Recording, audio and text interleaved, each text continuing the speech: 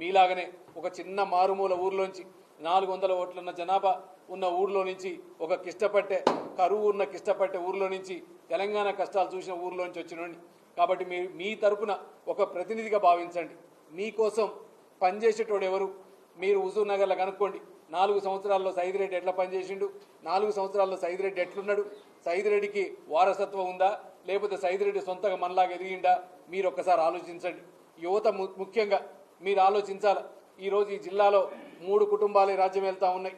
ఎంతసేపటికి భార్యాభర్తలు అన్నదమ్ముళ్ళు వీళ్ళు తప్ప వేరే వాళ్ళు రాజకీయాల్లోకి వచ్చే పరిస్థితి లేకుండా చేస్తూ ఉన్నారు.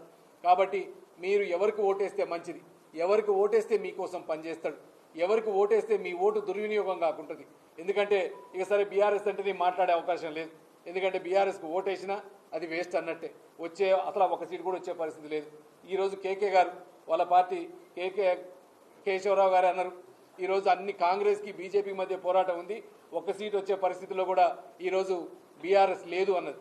ఎందుకంటే అటు ప్రజల ఆలోచన కూడా ఆలోచించట్లే.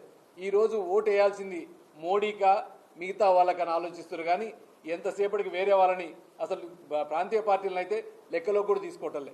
అందుకని ఈరోజు మీరు ఖచ్చితంగా ప్రజలకు నేను విజ్ఞప్తి చేస్తా ఉన్నా, మీ ఓటు విలువ కావాలంటే, మీ ఓటుతోటి నల్లగొండ భవిష్యత్తు మారాలంటే, మీ ఓటుతోటి నల్లగొండ 400 సీట్లలో రావాలంటే మీరందరూ కూడా కమలం గుర్తుకి మోడీ గారికి ఓటేసి గెలిపించాలని మీ అందరినీ కూడా ప్రార్థిస్తా ఉన్నా.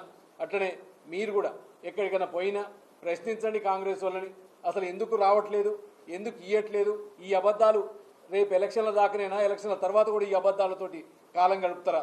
ఎందుకంటే ఎలక్షన్లు అయిపోతే ఇక వాళ్ళని మళ్ళీ మాట్లాడిచ్చేది లేదు, వాళ్ళు పనిచేసేది లేదు. వాళ్ళకి ఎంతసేపటికి వాళ్ళ సొంత పనులు, వాళ్ళ అన్నదమ్ముల పనులు ఇవాళ చూస్తూనే ఉన్నాం.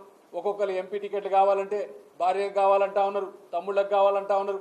వాళ్ళ సొంత పనులు తప్ప ఈ దేశం కోసం రాష్ట్రం కోసం కాటుపడే పార్టీ ఈ కాంగ్రెస్ కాదు. అన్నిటికీ పనిచేసేది ఈరోజు దేశం ప్రతి ఒక్కరు గర్వంగా ఇండియా అని చెప్పుకోగలిగే స్థాయికి చేసిన నాయకుడు ఇలా నరేంద్ర మోడీ గారు. మీరందరూ కూడా నరేంద్ర మోడీ గారు చేసిన పనులని ఇంకా దేశంలో పరిష్కరించాల్సిన సమస్యలు ఉన్నాయి. ఆ సమస్యలు కూకటి వేలతో సహా పరిష్కరించాలంటే రేపు మోడీ గారి మన గుర్తు మీద కమలం గుర్తు మీద ఓటేసి మీరు గెలిపించాలని మీ అందరినీ కూడా పేరు పేరున ప్రార్థిస్తా ఉన్నా. జై భారత్, జై శ్రీరామ్.